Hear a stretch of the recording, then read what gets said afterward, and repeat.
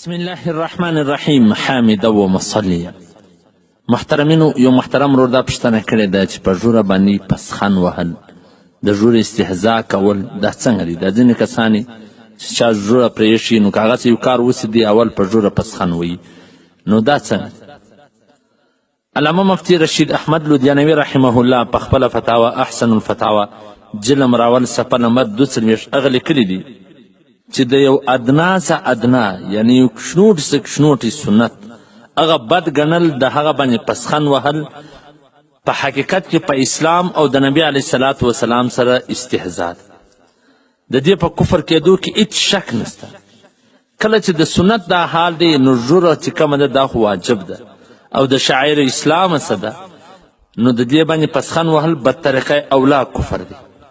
په حواله سره ده شامی جل نمبر 2 صفحه نمبر 123.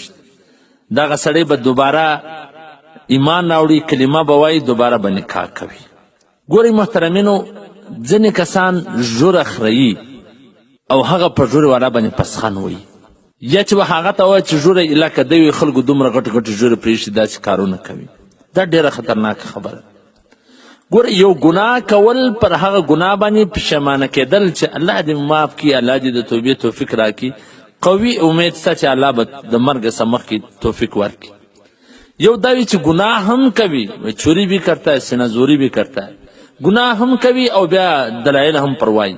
که یو سړی ژوره خريي او دی بیا پر دا نور باندې پسخن وایي چې خلکو داسې ژورې یې کړي دي او داسې کارونه کوي، دا سخته خبره ده. او که یو سړی داسې وایي چې بس الله به معاف، الله دې د توبې توفیق راکړي، نو امید دی چې الله به د توبې توفیق ورکړي. زه شاګردان وي، کشنیان وي، که هغه دلایل نه وایي سړی معاف کوي، که دلایل شروع کړي بیا اول وخوري. نو په کار دا ده چې په ژوره باندې پسخن ونه ول سي.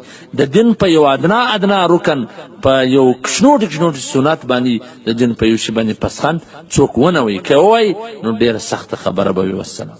ستاسو د دیني او شرعي پوښتنو جوابونکی مولوي عبدالرحمن سلیم صاحب.